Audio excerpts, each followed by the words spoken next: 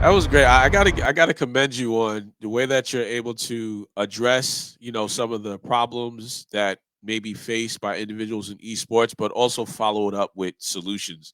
And I think that's really keen and what people really need to hear because the problems that you and I may face within the industry, going through them, we've probably figured out a couple of things and can Yeah, can educate people. So I really love that and I appreciate that not only I did you appreciate address that. some of those issues, but you definitely provided a clear and concise solution to how that can be handled. And I think overall, the more people start to hear what that is, and when they do encounter that problem, they're like, "Oh yeah, I remember hearing a solution to that," and they continue to push forward. And there's no longer that pushback versus, "Oh well, you play those games as you had mentioned before."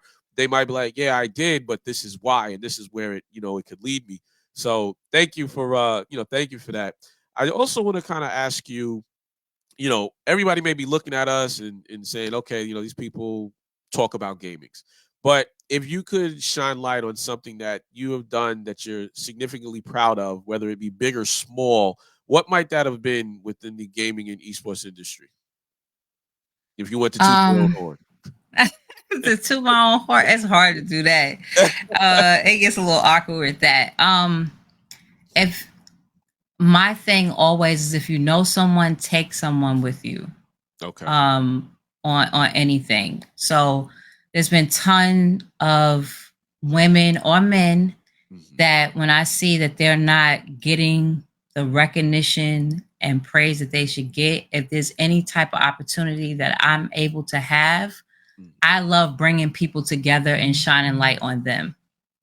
So one example that I could think of real quick, Urban Decay, right? So Urban Decay, you have all of these beauty products and companies. They want to get into gaming, and they had like this discussion.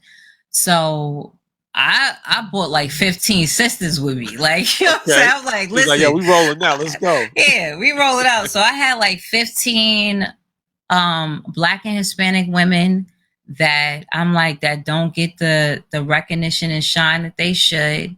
And I introduced them to them. And now some of them have worked with that brand, have did tournaments with them, get products from them. You know what I'm saying? Like if and also if it's not for you and if it's not for you, there could be an opportunity and you're not good at an opportunity and someone else that's good at that opportunity, recommend them. Hmm. Like there's going to be another opportunity for you later down the road. Like I said, it takes a village, and a lot of time we all that we do have because we get to understand the plights and obstacles of being black in various industries. So Right. because of those plights, you should understand without it's just like the nurturing factor that us women have, right? Hmm. We'll know something's wrong and be like, "Oh, so you need that before you even ask for it." That's just a nurturing instinct. Yeah. That should be the same with your fellow brother and sister. It could be the same with people that don't look like you as well. But Hmm. I'm specifically talking about my community, my people, because I only can talk about us, and I see Right. that as a problem a lot of times. That people love to fight over crumbs instead of trying Right. to come together and get the whole entire pie. All right. And that's one of the things that I will toot my horn on, and I'm There you go. proud to have that that spirit of like, look, we can win together Hmm. in some type of way or fashion or form. I don't gotta be at the face of it, but we can win together in something. You know what I'm Yeah. saying? Like, There you and go. yeah.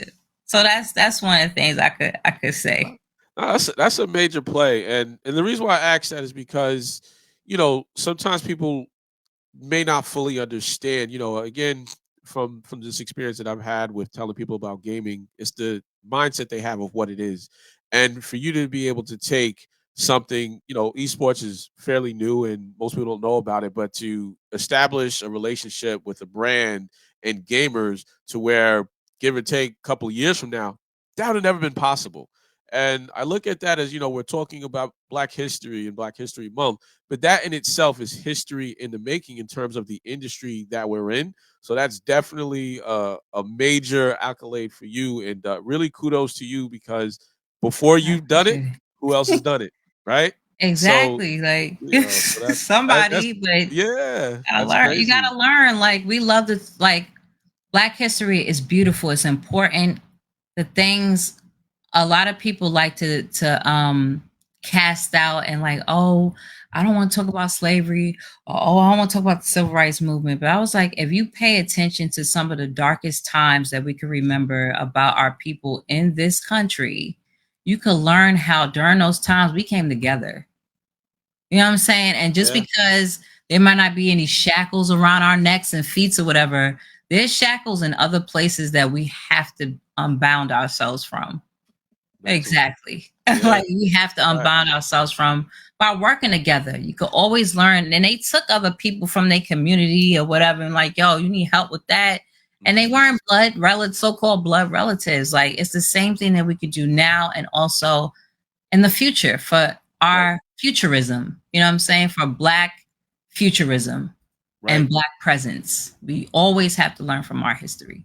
Absolutely. Um, so it brings me to my guess, my next question, and maybe I know the answer, or maybe I don't, but I'm going to ask it anyway. Given the industry that we're in, it definitely has its ups and downs. It has its disbelievers. People think esports is not going to last. It's going to go away. There's no money in it. It's a bunch of isolated people.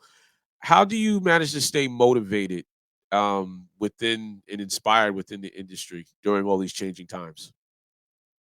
I've seen it before over and over and over again. Um, just like the Lord says, there's nothing new under the sun. So, Right. and there's nothing new under the sun. Like there's always gonna be like even right now we see a lot of layoffs. Hmm. It's tough times Yeah. in the tech industry as a whole, and especially in the gaming industry.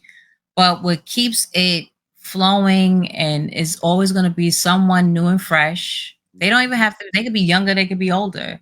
That's going to see a solution to something and bring a nuance and the morale to be up again. As far as when it comes to esports, the problem with esports was Mhm. because I mean, esports has actually been around since like the late 70s, the early 80s, and of course when we had Walter Day and Twin Galaxies, Mhm. and everybody competing at the arcades to get the Oh yeah. highest Put your um quarter up. score. Yeah, for the quarters in or whatever. Yo, we can do this, or you do this one time, and I do this one time, so we can share the quarter. That's Like, right. so, um, but there's always been trying times. They never thought that that would last and become anything as well. The problem that happened in esports was that the wrong people got involved and it became a buzzword. Mm. It's the same thing what we seeing with AI, right? Yeah. AI had, of course, has been around for many years, but now it's a buzzword. It is Mhm. becoming. Some people might think it may be a threatening thing because we see people losing jobs or whatever. But you always got to ever evolve, with different things. We've seen that with the telecommunications industry, where the switchboard, that got changed out. That's Mhm. done, but a lot of those other people graduated into other forms of communication fields and positions as well too. It's the same thing that's going to happen in gaming. I think with esports, Right. always hire the people that actually know what they're talking about, that has been there, has done it without even making money from it. You want those people to be a part. We've seen that time and time over again, where a lot of these great tech companies have hired people that were at the bottom Right. that maybe didn't look like them and has switched and turned everything all around and made the company better. But we see a lot Mhm. of times in the gaming industry, because had this conversation with some black game developers, where it was like, imagine if you would have hired like me Right. 5 years ago, but you Right. chose not to. You wanted to choose your nephew who don't know Right. nothing. So Right. Right. like, Right. like we're in this all together. We all can learn from one another. If their merits, excuse me, their merits should be their merits. Right. And you get to see people's profile. You get to see people's whole everything portfolio on if they could do something or not. Hire those people that know Right. what they're talking about. And that will be way more fitting and will last longer than, yeah, I'm gonna just get this sponsor and Right. that's it. They just a sponsor. They're not a partner. They're not in it for the long run. It's just a one-off situation. So if you keep making your industry just a one-off situation, you're gonna have a one-off industry. Facts. Well said. Like, Well said.